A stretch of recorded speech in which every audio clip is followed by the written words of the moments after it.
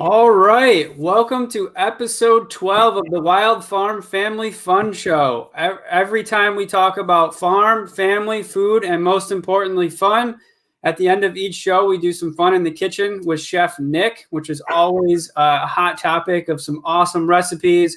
We bring on some amazing guests with many different walks of life to share their story, their expertise, and so that way you can learn from them. And so we brought on many different varieties of people with very interested levels of their career. And today is no different. We have an awesome guest today. And so, again, I am Troy Rice. I am the founder of FarmBridge. FarmBridge is a platform that helps farms, farm workers, farmers markets, and local shoppers.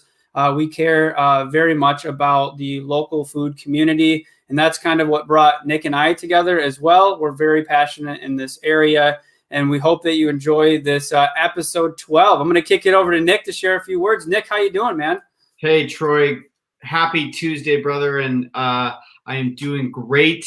I believe it finally crept past 0 degrees here in Minnesota, and it feels like summer. We've been in a tight grip of polar vortex weather, bottoming out, at least here in the Twin Cities, at I think like -26, and that doesn't include wind chill. So it has been frigid, to say the least. And yes, episode 12, that is unbelievable. And yes, let's make no mistake about it. We learn a lot on this show, but we also really like to have a lot of fun, because if if learning's not fun, then why would I want to learn if it wasn't fun, right? So I'm super grateful to be in this with you, Troy. And before we kick it over to our awesome guest, Marques, how are you, brother? What's new and present with you? You guys are out dancing around, you and your boys, in -degree weather as well. So it doesn't look like it impacts the Rice household whatsoever.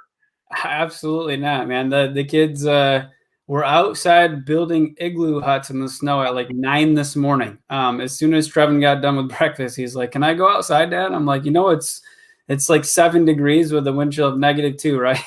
And he's like, "Oh, that's okay." And I'm like, "Sweet." And they've been outside all day. They came in to eat lunch and then went right back out. So they're having a blast out there. Yeah, life's good, man. Good, man. Well, let's take it over to Marques. Yeah. Yes, I'm super excited. If you want to give him, acknowledge his greatness, and then we will dive in with him.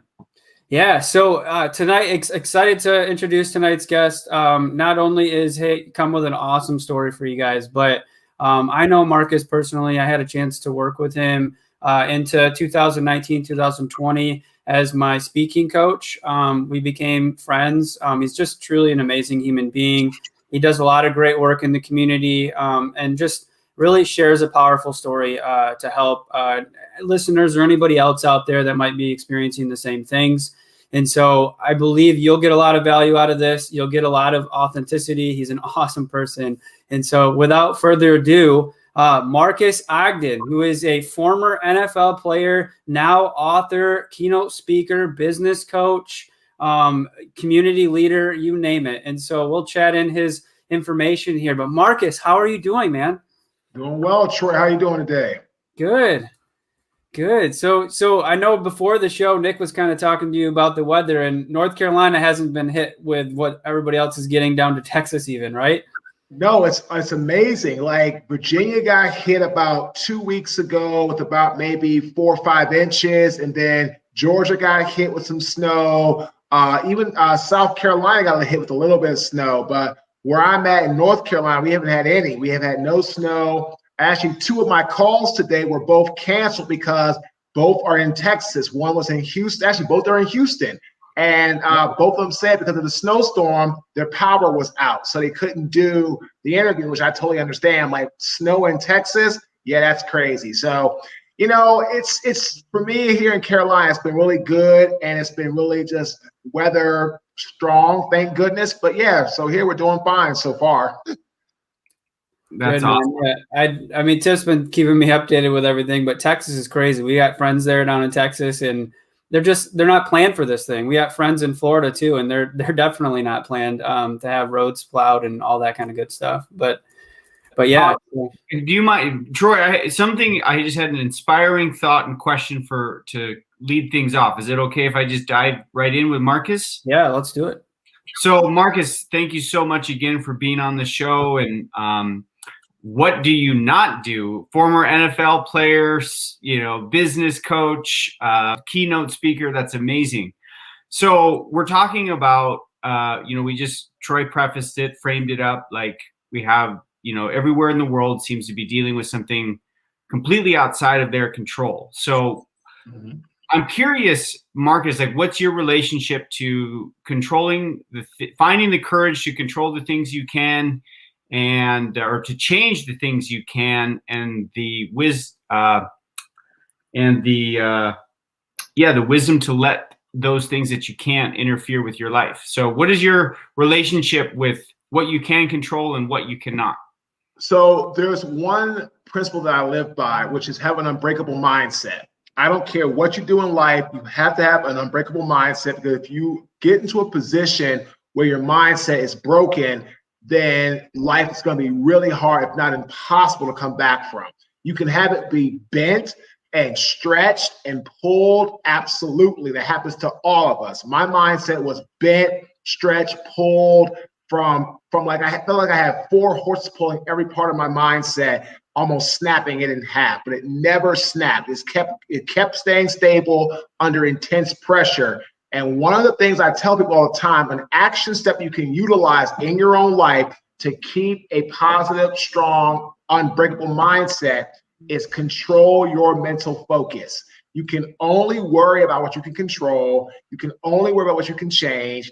And if you're sitting there trying to figure out what you can't change and what it's like, and always trying to figure out, I can't change this. How can I try to figure out how to do it? Or this person's doing this to me. How can I get them to see and be more nice to me or more kind to me? Or how can I have that company want to work with me? They don't want to work with me. Like, how can I change that? Like, you can't change what's outside your control. So I tell everybody, control your mental focus. Focus on what you can change, which is yourself. Anything else you have to let go of, because if you don't do that, you'll spend your whole life trying to figure out how you can get somewhere or get somebody to do something, and you're never going to really focus on the real person you can do something about, which is yourself.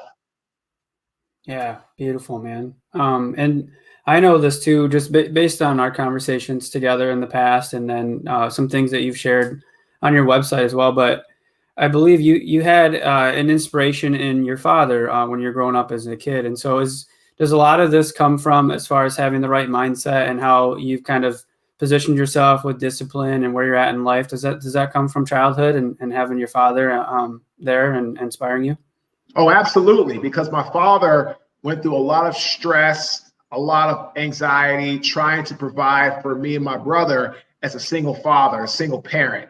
And my father went under immense pressure, super stressful days, stressful nights, and he never broke. And he always did the best he could with what he had to provide for his sons. As a result of that, we were able to have a better life than he did, which was what he always wanted. Because I always tell everybody, my father passed away early in life, but his legacy is his 2 boys, because we both played in the NFL. My brother has a very successful career outside and off the gridiron. I've worked very hard to be who I am today as a speaker. I've gone through no paid jobs for 2.5 years. I've been ridiculed. I've been mocked. I've been told, what are you thinking, Marques? Go coach high school football. Go be somebody that people can say, oh, you're just a guy who does this or this or this. And people are always telling you what they think you should do. I always tell everybody, I'm going to do what I feel I need to do. And if you don't like it, that's on you. I'm not going to sit around. I'm not going to try to get you to change, my thought process. I'm not even going to try to get you to change your thought process. I'm just going to go through my life, do the best I can. And it's amazing now. I made a note in this in my file, Troy, how people who now, are talking about, oh, Marques, this is amazing. And you're such a phenomenal speaker. I knew you could get there. I was like, thank you. I did. But then there was the same people that 3, 4, 5 years ago, like, oh, what are you thinking, Marques? Go be a football coach. And it's very easy for people to tell you how great you're doing, you're having success. The ones who are supporting you in the tough times are the ones I like to be around myself personally.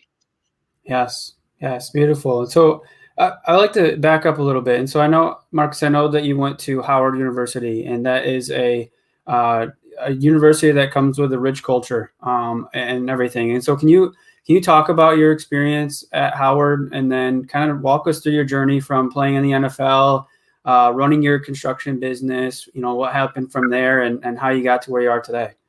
So I went to Howard University, like you said, Troy, graduated with a degree in finance. I am the first, and I'm still today, the only offensive lineman ever drafted from Howard University NFL. I hope that changes someday. I would love to have some more big guys go to the league from our school, drafted, but unfortunately right now I'm the only one, which I hope changes sometime soon. Got to the NFL, had a great career under Jack Del Rio, who was a phenomenal coach, with the Jaguars, played for the Jaguars, Ravens, Bills, and Titans. Ended my career with a back injury, and I wasn't the same player after my father died, and I just was not in the right mindset, and I had a lot of things that weighed on me, but it is what it is. And so I finished my career, got out of the NFL, struggled immensely with transition for about 6 months. I got hooked on alcohol. I got hooked on narcotics and painkillers. I got hooked on, just excessive drinking and nightlife and gambling and tattoos and everything else. The tattoos actually helped me to stop drinking as much, but that was a form of outlet for me at that time. And after that, I finally found a construction company and called it Caden Premier Enterprises. It became the largest African-American subcontracting business in the city of Baltimore and the state of Maryland, minority owned, between 2010 and beginning of 2012. But unfortunately, in the summer of 2012, took on a massive job for a massive general contractor developer, and we hit a snag. The job was $4 million, and we ended up spending about close to $2.5 to $3 million unexpectedly because the job site wouldn't dry. And I had one of my best employees, he was actually my best employee, tell me, Marques, we're spending too much money on this job. We're not working our other job sites. We're not taking care of our business. We're becoming the laughing stock of Baltimore. I said, Colin, don't worry about it. We got a line of credit. We're making money. We're good to go. Just go home. You're wrong. I appreciate it, but you're wrong. Go home. That was on a Friday. He came in on Monday that next week, handed me his 2-week resignation papers. 6 months later, like he predicted, I started to declare a Chapter 7 bankruptcy, and I had to shut my company down, lost everything. The company that I worked for did not honor the handshake change order because I didn't have it in writing and signed, and that was all my fault. I should have never done it, but I was young. I was under a lot of pressure. My mindset was about to snap. And I said, let's just do it. And they'll take care of us. They'll take care of us. So we're their minority contractor. They're a $1 billion a year company. They can afford $3 million. That's nothing to them, but that's everything to us. So that's what happened. And I literally lost everything. In 2013, April, I moved to Raleigh from Baltimore, and I had $400 to my name. That's it. That's all I had left. Money from the NFL, big business owner, nothing to show for it. Got down here, I was a week away from being homeless, being on the street. My fiance, who's now my wife, was actually going to go live with her parents because that's how we moved to the Raleigh area because her mom and dad and her family was here. So she was going to move in with her mom and dad. I was going to go to a homeless shelter. I couldn't see living with somebody's parents I've been dating for 4 months. I just didn't see that. So I was prepared to go to a homeless shelter. But luckily, the NFL stepped in and helped me with the Gene Upshaw Trust Fund so I didn't go homeless. They paid 4 months of my bills. So at that time, I was working at Merrill Lynch, there for about 2 months, and I got fired. All my fault. I ended up getting a job for a construction company the next day, fired 5 days later. They shut down their sales store of their operation. I'm out of a job. I was coaching football to the youth just to kind of keep things going. I ended up having to take a job as a custodian, making $8.25 an hour on the graveyard shift between 10 p.m. and 5 a.m. because I wasn't making enough money coaching the kids and I had to have an extra income. So from there, I ended up having a pivotal moment. I tell people all the time, every one of us has had a pivotal moment. Every one of us. The question is, when it happens, are you actually going to pay attention, take ownership, and fix it? That's on you. I can't answer that for you.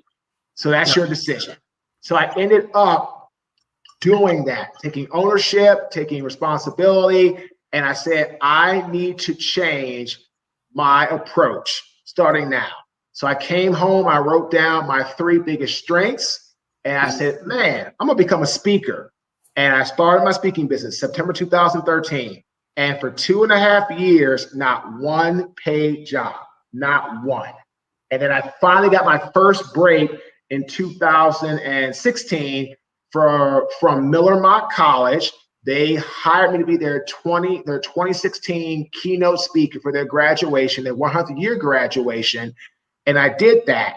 And I haven't looked back since. I've worked for 19 Fortune 500 companies as a speaker, a coach, consultant, ranging from home improvement to financial planning to insurance to food product and service to transportation and logistics to real estate, mortgages, technology, healthcare, you name it. And I have done a tremendous amount of speaking for organizations, including the NFL teams, and I've worked hard to build this brand with my amazing partner and my amazing team members. I have a great website person, a great SEO person, have a great branding person. We have a great trademark and patent person, great videographer. And without them, I'm nothing, because all the things I've done that I'm very good at, without them, I couldn't document them and show them to people to get more work. So in the last, I'll say that we've been doing this now full time since 2018, but the last year, like 2020 for us, was a really good year because we pivoted to doing virtual speaking events. Yes. And now we're getting back on stage, and we have that, and we have our virtual events, we have our consulting, and we're very, very fortunate to have that at this time. Yeah, man. So two things I would love to dive into there. The pivot for sure in 2020, because I think a lot of people would benefit from that.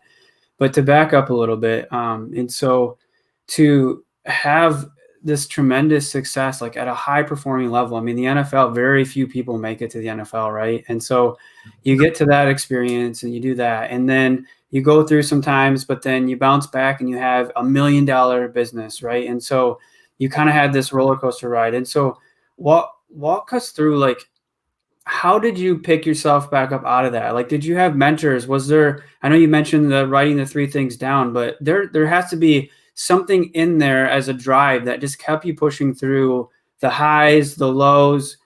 It could be mentors or whoever, but I know personally, I've enjoyed hearing these takes from you. And I know Nick can really relate to the levels of trying to pick yourself back up and move forward. And so can you dive into that a little bit more on what that looks like and how you're able to manage through all those down at a deeper level? So what you have to do is, I tell people all the time, when you are at a low point or you feel that you are down and almost out, you have to focus on your strengths. When I had that spoiled milk moment, my aha, my pivotal moment, I cried. I'm actually posting a picture tomorrow, Troy, on LinkedIn of a reenactment from that curve that I actually cried on in 2013. And I felt really bad. And I had hit a low point. I was flawed. I made mistakes, all that kind of stuff. But what I did was I told people, I came home and I wrote down my 3 biggest strengths. As a result of that, that helped me to build my brand and build my business, at least give me a foundation to sit and or stand on. As a result of that, that's how I got to that place where I'm at. So I tell people all the time, if you're struggling or you're down on yourself, then you need to put yourself in a position and focus on the strengths you possess to help you build from there. And I know you have your wife by your side throughout the journey here. Is there anybody else that you had as like a mentor to kind of help you out too, as like an accountability partner? No, my wife was that for the first few years. Like, I remember I kind of had a really rough time in 2013, and she kind of like got me going and said, we're not going to stay on the couch all day. We're not going to be down all day. You got to get moving. You can't just sit around and wait for things to come to you. You have to go to them. So she was that partner for me for many years. And then when I went to a program at Penn State in 2018, my coach, who's still my coach today, Brad Mitchell, was the person that helped me kind of get myself going and got me into the mindset of how to rebrand myself, rebuild myself, and put myself back in that position of a high level of success. So that program really was the catalyst for me to turn my career around, because I learned how to take my football knowledge and business experience and learn to translate it into very authentic, simplistic steps that could relate to clients from multiple industries. And once that happened, I was able to get a lot more proficient at my speaking, which helped us to grow a brand where it is today, where it's on its way to even more. Yeah. And so, Nick, did you have a question? Oh yeah. I'm Marcus, if you wouldn't mind sharing, like, I love that, like, an inspirational thought that, like, when you got home, you wrote down like 3 things you were most, like, that you were strongest in. Like, so would you mind sharing with us and the group and our crowd here, like, what were those 3 things that you wrote down?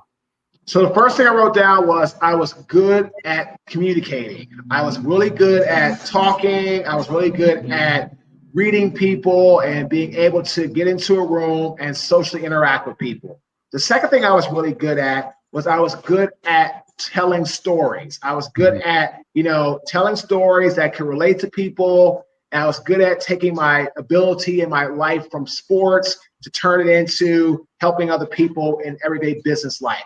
And the third thing I realized I was good at really being able to tell people things in a simplistic way. Communicating is one aspect, like talking well, being polished, all that. And of course, I've gotten better over the years because it's taken me time to develop that. And I've had to work on it all the time. I'm talking to people, doing podcasts, all that. But what I really realized was people want to get information in the most simplistic form possible. And if you can do that as a speaker, you have a chance of having an ability to reach a lot of people. So I really worked on that as well. But those were my 3 biggest strengths. I was a communicator. I was good at telling stories. And I could very easily take information that was kind of difficult or arduous for people, and I could make it very simplistic for them to understand in a high level in a very quick and efficient way. That's awesome.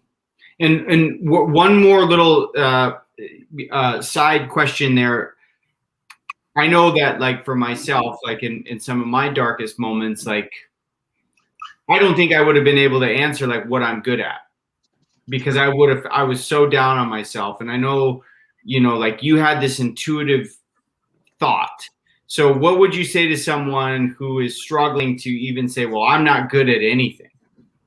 So what I would tell that person is everybody is good at something, right? But you have to get out of that negative mindset, and you have to put yourself into a position to allow yourself to take praise or encouragement. And that's hard to do at times, but it's a must, because if you don't do that, all you're going to do is stay in that negative mindset and that Debbie Downer mode. And doing that, you'll never accomplish your end goal of turning your life around. So you have to learn how to get out of that Debbie Downer mindset, which is going to put you into a mindset of welcoming praise, welcoming, good things you do, and all starts with your ability to not have that negative, always disparaging mindset.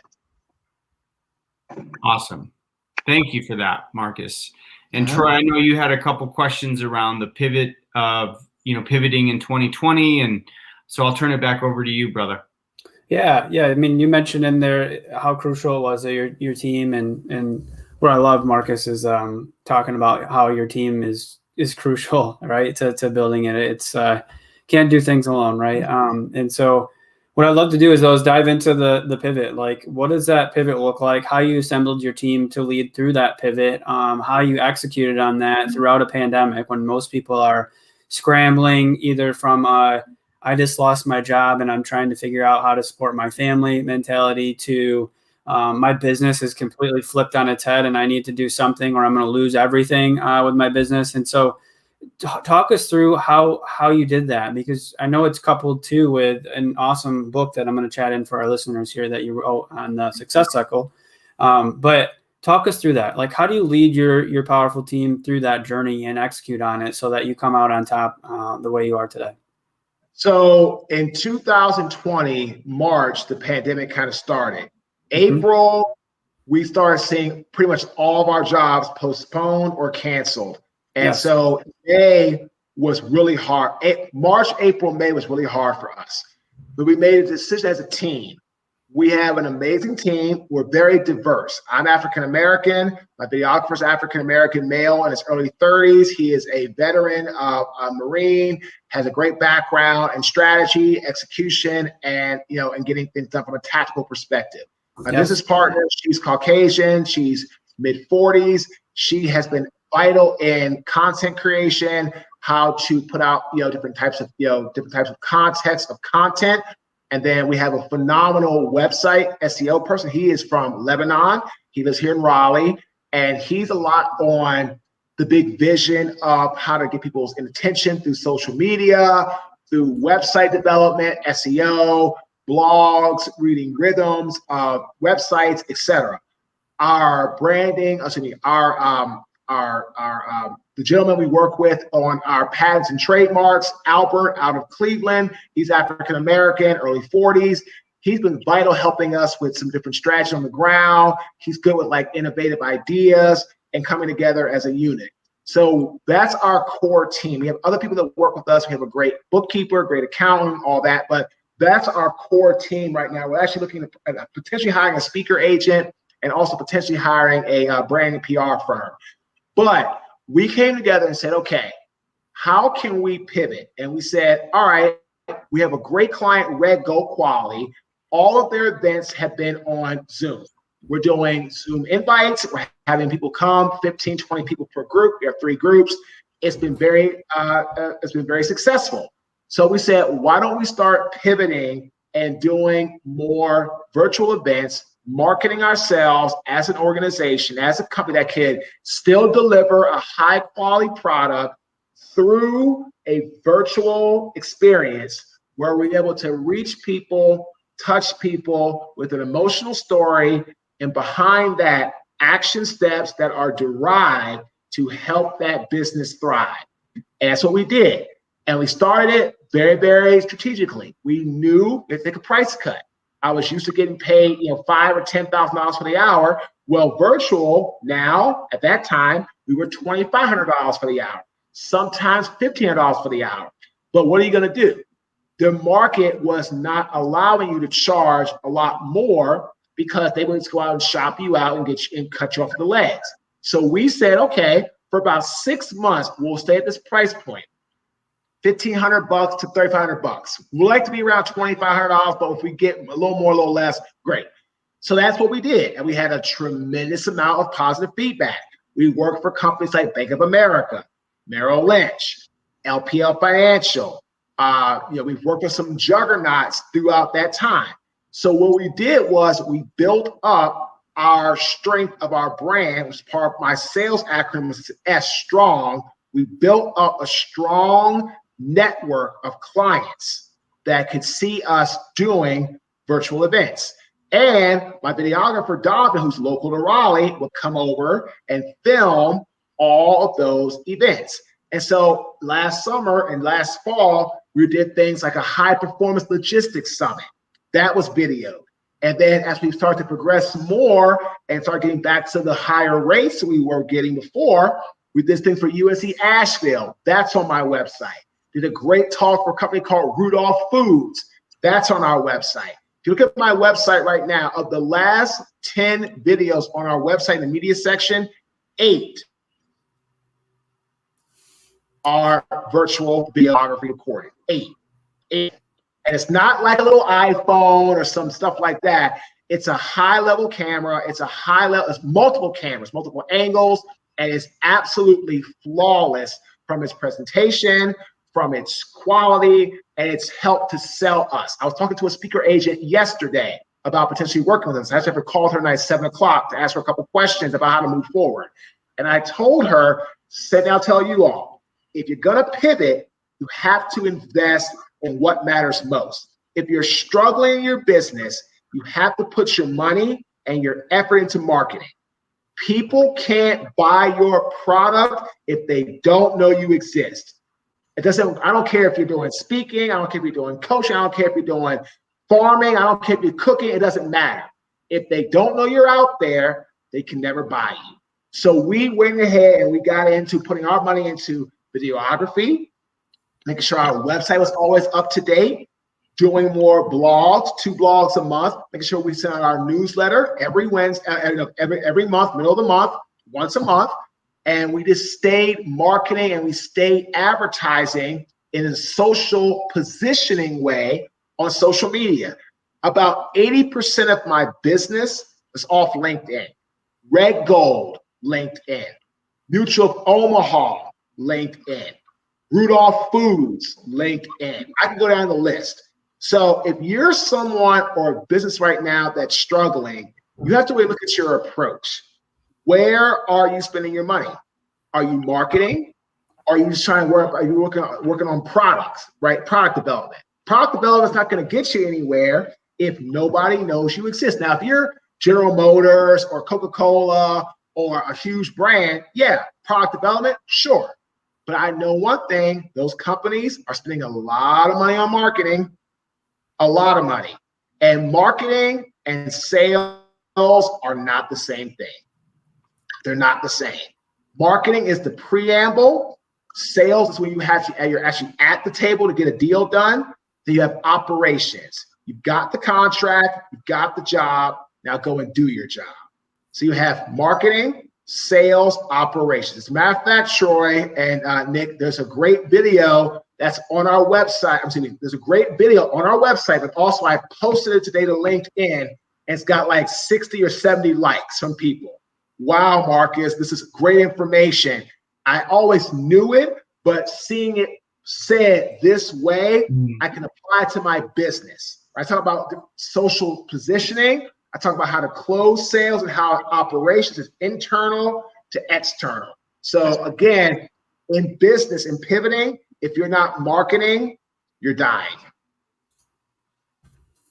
Excellent, man. Yeah, because a lot of people, I guess, and I would even just put myself in this bucket, right? Which is when you know that you need to make a change or change is happening around you, like a pandemic, and other people's behaviors are changing, you sometimes struggle where you should focus. And that typically comes from not knowing where you should focus normally, right? Like if you're operating in a business and it's just kind of going, but you know that you should be focusing better in different areas, that's not typically a good position to be in when a pandemic hits, right? Because you're going to naturally fit into that same mold. And so basically kind of what I heard from you is it takes a strength and a mental focus to really hone in on what's important for your business and where you're at with your business and what are the true opportunities for you to execute on to actually truly help your business grow. And in your case, and in this example, marketing was one of the best ways to get your product out there because you guys believed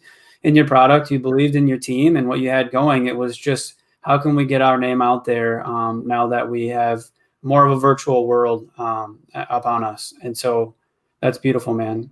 Can you tie in your book a little bit to this? So I know you launched a brand new book, I believe in early 2020, if I'm not mistaken. And I'm going to chat in the link to the success cycle here. But can you tell us a little bit about that book so our listeners can see whether they're curious in checking it out and what they can get from it? Yeah, the success cycle talks about 3 major facets: ambition, drive, and hard work. Ambition is all about creating your blueprint, your roadmap, setting your goals, knowing what your purpose is. In life, if you go through life with no purpose,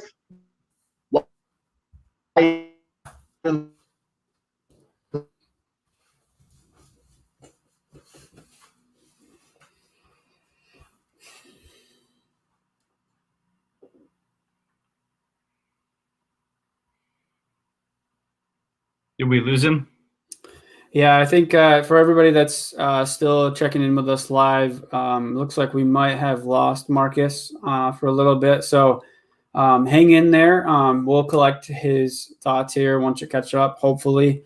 If not, and we can't get Marques back on, we will at least get the insights that Marques shared around his book. We've chatted the book link in, so you can go and check out the book for yourself. But we'll make sure that we chat that in. As well as if you have any questions for Marques along the way, I know we're trying to catch him back on here, but if you have any questions for Marques at any time, we please want you to chat him back in. There we go. We got him back there. Hey. We lost you for a minute there. Yeah, the internet, man, it's just been crazy here. I don't know what's this damn technology, man. But again, so the success cycle is about three major keys. You have ambition, which is your goals, your blueprint, your roadmap. Then you have drive, which is your inspiration over motivation and why you do something. Then you have hard work, focusing on yourself and not the competition. This book has been a great roadmap for people who are struggling in life, who are maybe having some success but trying to find to get to the next level, people who are at the next level want to go to the ascension to the highest level possible and beyond. And it's been a really great thing for our brand. My wife was the ghostwriter, and it's done phenomenal. It's a best-selling book. So we have 2 bestsellers. And the success cycle is actually also in every Barnes & Noble bookstore across the country in the business section, which has been huge for our brand as a speaker to help us get into a position of people seeing us as a great success brand. Yes, beautiful, man. And I when we lost you for a minute there, I had mentioned I chatted in a link to your book on Amazon. But again, as you mentioned, you can check it out at Barnes & Noble or any physical book locations. So we did chat that in. One thing I wanted to touch on with you is a lot of the times that we talk on the show are around youth, right, and our kids. And it naturally comes up for me. It comes up in a lot of our guests and everything. And so, you know, everything you talked about, I feel is a great story to also instill with your kids, right? Same as like your dad did with you. And so can you maybe dive a little bit into what that looks like for your 2 girls and what they can kind of learn from you, as not just from where you came from and how you've managed through all those different times in your career, but like what are they learning from you so they can take and use out in the world, and how important that is? They're learning responsibility, they're learning accountability, and they're learning how to stand on their own 2 feet. You know, yeah. I always tell my girls that they don't have to have a man in their life to succeed. Like their mom, you know, their mom is very successful. She's a teacher. She writes books. Like if I wasn't here, she'd be doing just fine. So it's like you want to have that ability to stand on your own 2 feet and be proud of who you are, own who you are.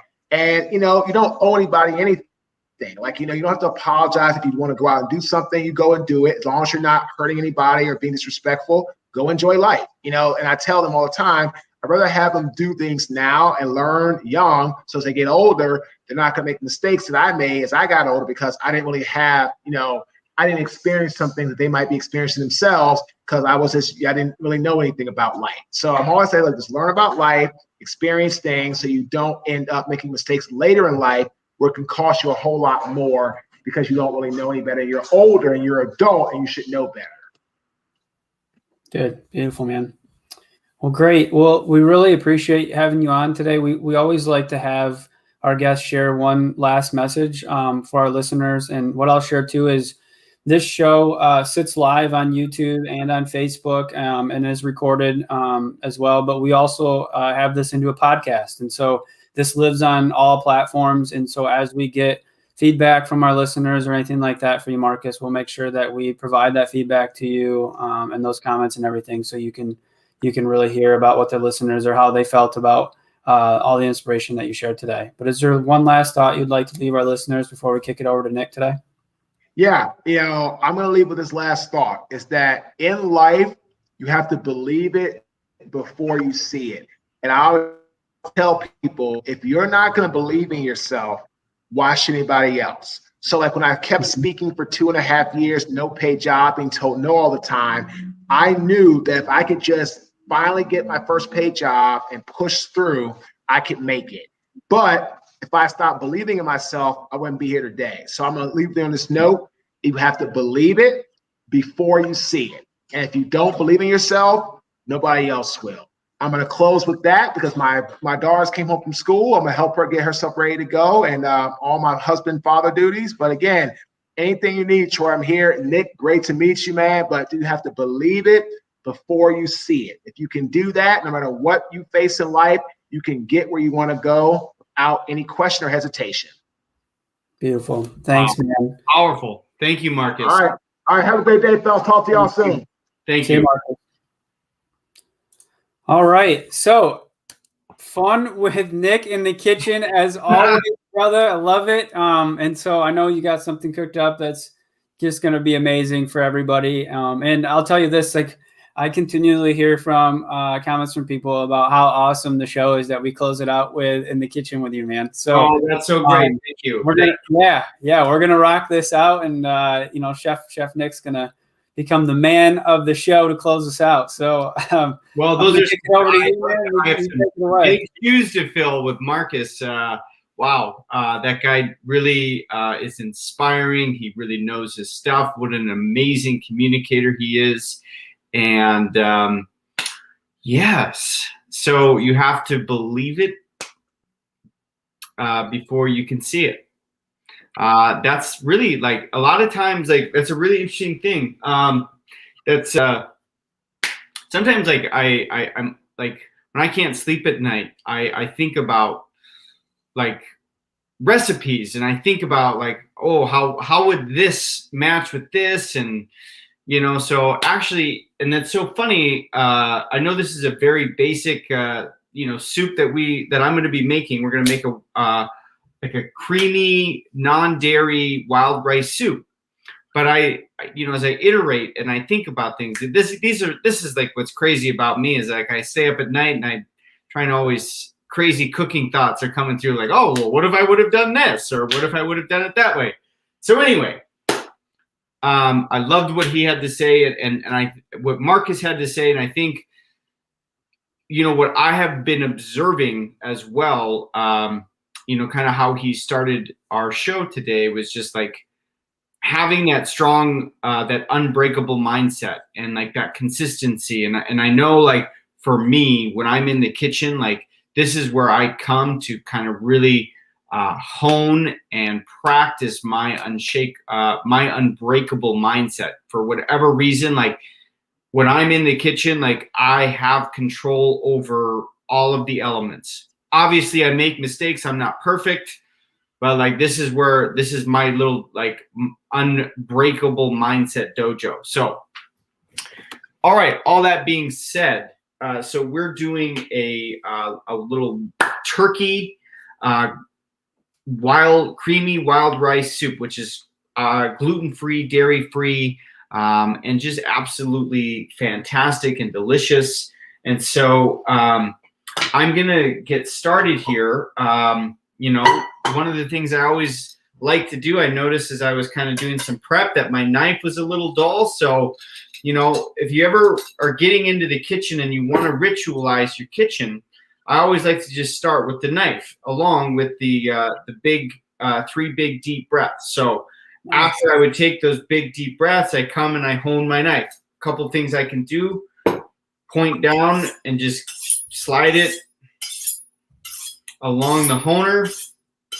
Again, like, this does not necessarily sharpen, but it helps keep the blade clean. As far as, like, sharpening your blade, depending on how much you use it, we're looking anywhere between 6 months to a year to always get that professionally sharpened, or invest in one of those whetstones that you can sharpen it yourself. Okay, so we're going to start this soup. with a mirepoix. Mirepoix is just a fancy French term for like a base of a soup. So a sofrito would be what you would hear in like Latin America and the Caribbean. But yeah, so a mirepoix is like the base of the soup. So in this instance, we're going to do carrots, onions, and celery.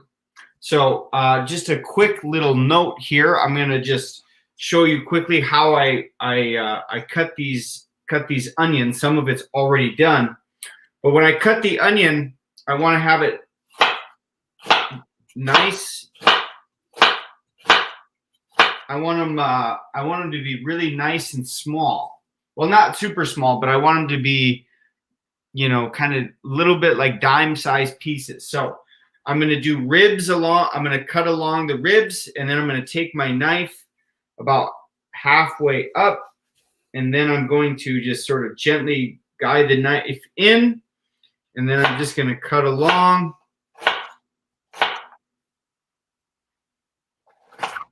There we go. So you can kind of see I've got some really nice pieces here. I like smaller pieces in soups. For whatever reason, it just kind of makes like when I eat it with the spoon, I get lots of different ingredients on the spoon itself. So I'm also doing some celery. So I want to make sure that I rinse the celery, which I've done. I'm going to lob the tops and the bottoms off, kick those off. And then I'm going to slice down the middle.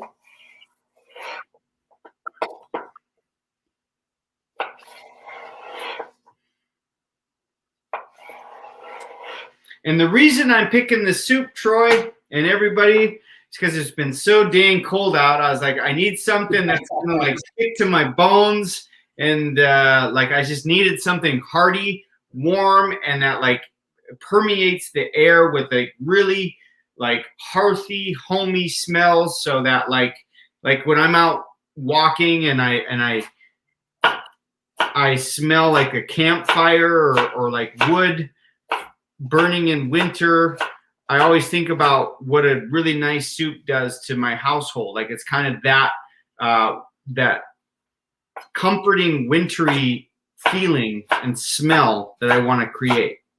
Yeah, man. Any time in the cold, soup is always number one top of the list for dinner choices in our family. I got a question for you though, Nick.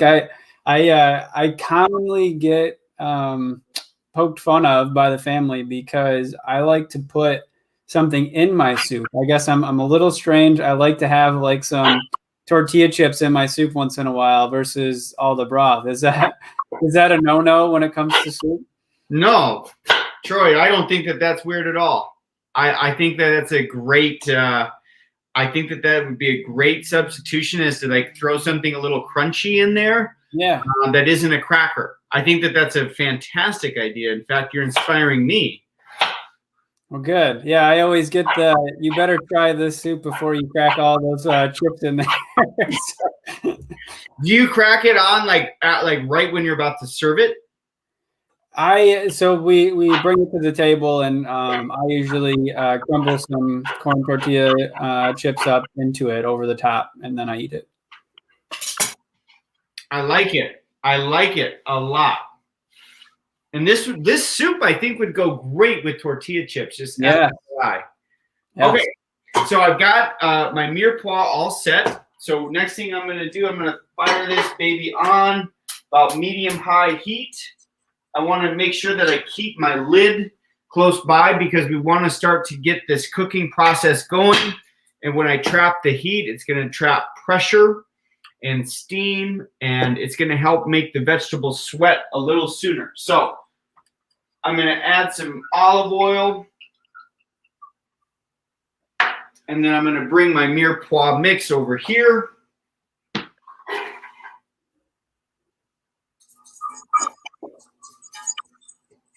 So I'll add that in, give it a good mix.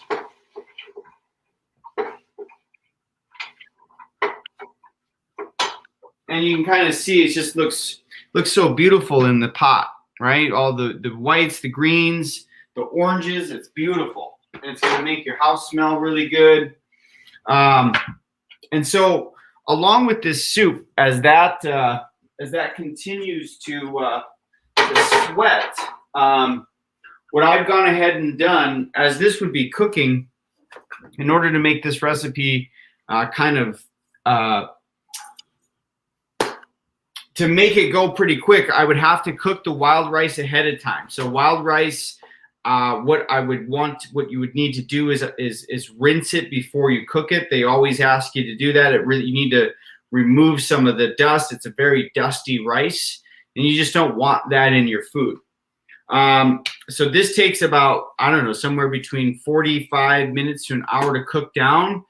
I don't ever put like the dry rice into the soup. I want to cook it off to the side and then fold it in a little bit later.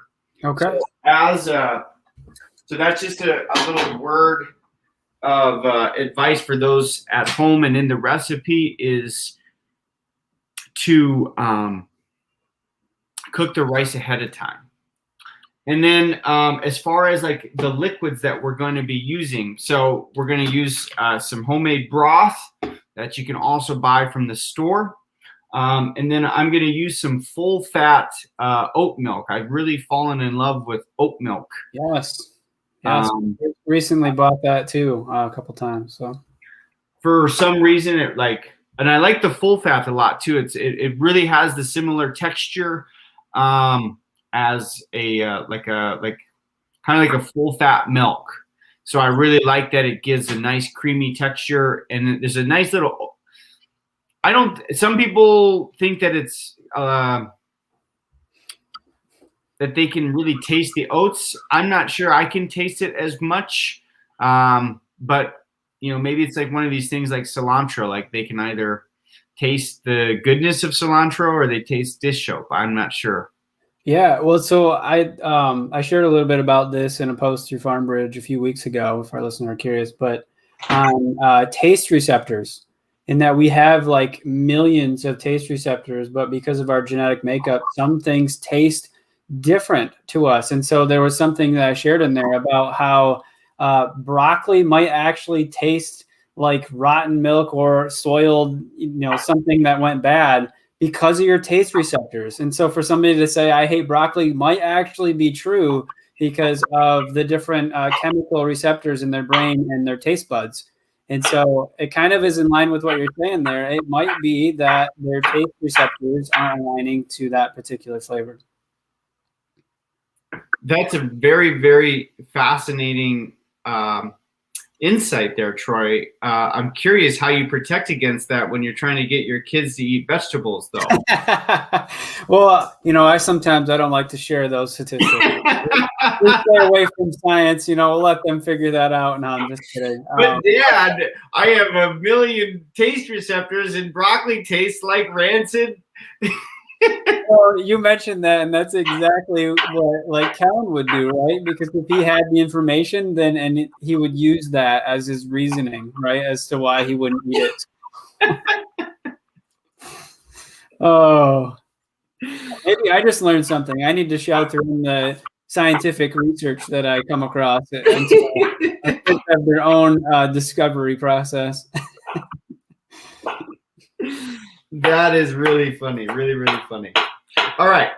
So I had a couple carrots to finish up. She's humming now. So I want to just continue to make sure that I'm stirring this around. It's going to start to get liquidy because some of the water is going to start to break down out of the when the vegetables start to sweat. So we can kind of see a little bit that they're starting to sweat just a little bit. Yeah, that looks good. And so as this kind of continues to cook, one of the things that I would do, this can be made.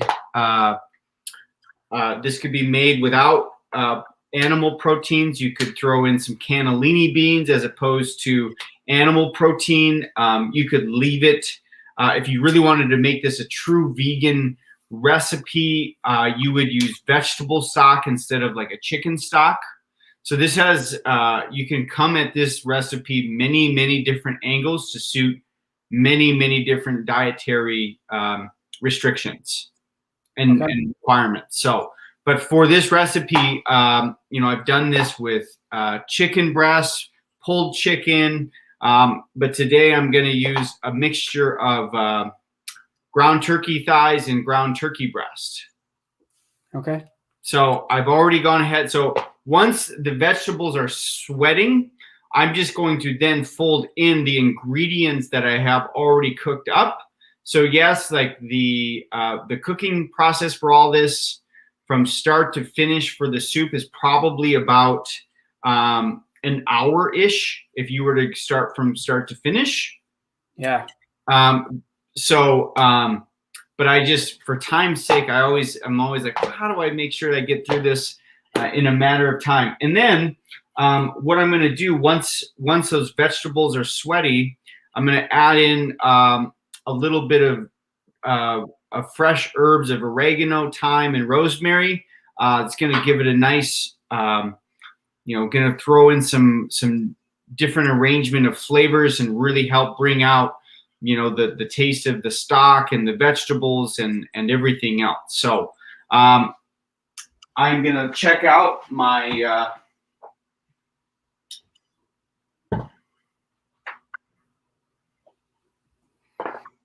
now, I think one thing you mentioned in there that I try to do in the kitchen, I know Tiff does too, but is map out like the things that can be cooking simultaneously.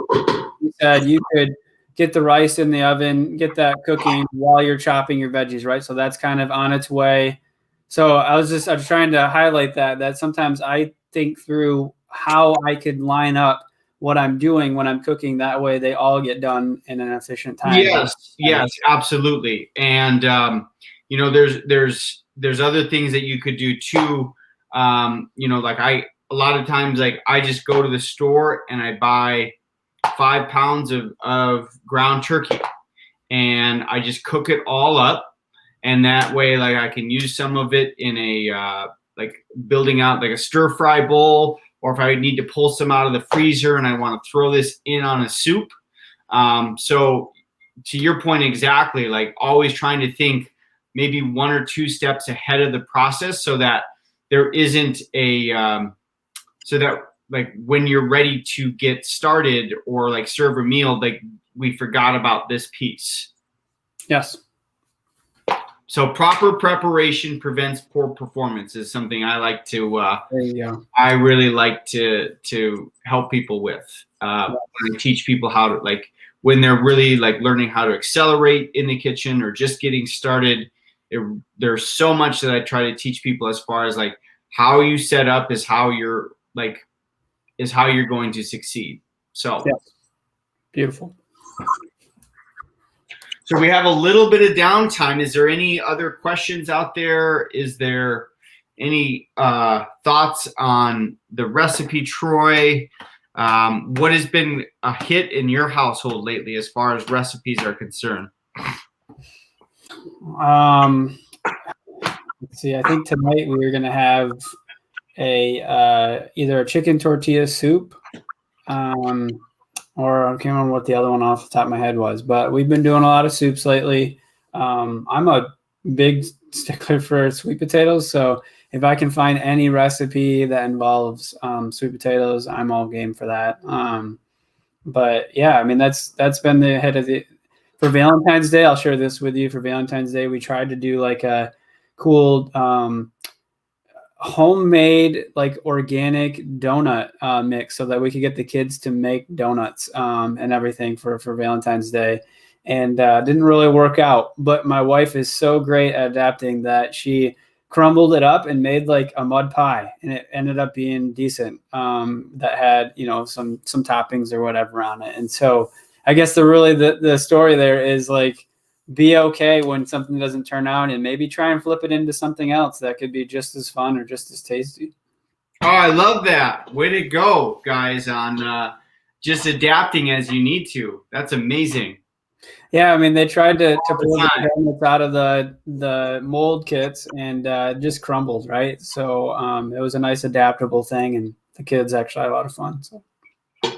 So I'm going to go ahead. So you can kind of, I know it's hard to see on screen, but what I mean by sweating, like when the vegetables start to sweat, you're going to see moisture like build up right on the outside.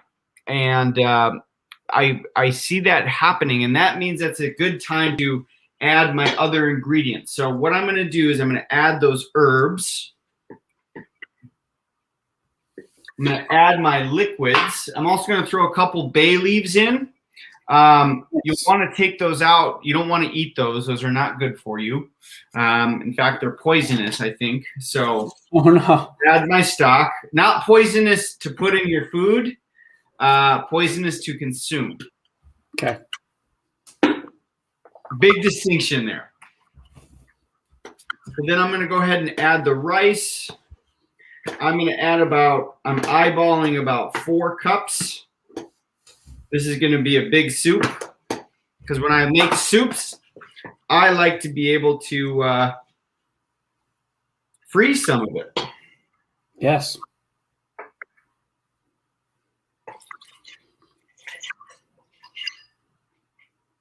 All right. So I got the about 3 cups of oat milk. I might need 4, but that's okay. But you can kind of see here in just a second. I did need to add just a touch more liquid, but I would let this sit. Next thing I would do is I'd let this sit on the stove for about another 5 to 10 minutes until it simmers. And then since everything is pretty much cooked, the longer I let it simmer, the more it's going to break down. But if I was in a hurry and I needed to dish this up right away, this is good to go in about 5 to 10 minutes. And then I would go ahead and add my turkey as well. So at this point, so I think at this point where we're at, as far as the recipe, I think I will post the recipe up. We will post the recipe up in the chat. Yes. And I think at this point it would either be mealtime or just be a bit more patient. And I don't want to waste anybody else's time, especially yours. Oh, awesome, man. And so again, that dish is the Wyld chicken and rice soup. Is that correct? Yes, that's correct. All right, cool. Yeah, I will chat that. Wyld rice and turkey soup. Wyld rice and turkey soup. Okay, we will chat that in for you, the listeners, with a link. You can download it and use it whenever you want. You can also check out Nick's website. He does a lot of awesome things in the kitchen, some cooking classes and stuff on there. I've chatted that in as well. Awesome. All right, Nick. Awesome job, man, as always. Thank I'll you. go ahead and close us out for the night. Again, thank you for everybody that attended and listened today. If you didn't get a chance, we encourage you to go back and listen to our guest tonight, Marques Ogden. He is a former NFL player, now a author, speaker, business coach, leader in the community, does a lot of great things. But he comes with a really powerful story of being in the NFL and, doing some things that weren't ideal that in his mind, running $1 million construction business and then losing it all, but then turning around with the right mindset. And he shares some tips on how to do that. And so we encourage you to go check that out with special guest Marques Ogden. Again, on the Wyld Farm Family Fun Show, we do everything around farm, family, and most importantly, fun, where we end in the kitchen with Chef Nick and an awesome recipe for you and your family. And so we love all the support that you have out there. If you are a podcast listener, we have just recently flipped our show into a podcast as well, and it is streaming on almost all channels. And so regardless if you're an Apple user or Google or iHeartRadio, we are on all channels. And so we encourage you to check out all of our episodes. So again, thank you for listening in. We look forward to seeing you for episode 13 next week. Have an awesome week, and we'll see you next time. Thank you all. And who is the guest for next week, Troy? I think we have Joel Salatin, who is a world-renowned regenerative farmer. And so if you're really interested in that space, we're bringing on Joel Salatin. And so, yeah, so a little sneak peek for that. Thanks for introing that, Nick. Yes, so look forward to that. More to come. We'll promote that on what we'll talk with Joel, not just from a farming aspect, but Joel is also going to dive into what regenerative farming looks like to consuming food that is part of a regenerative farm, and what you can do if you don't own a farm to give back to the soil and the land that we live in. So wow, check it out next time. Yes, thanks for queuing that up, Nick. All right, we'll talk to you guys later. Bye-bye, everyone.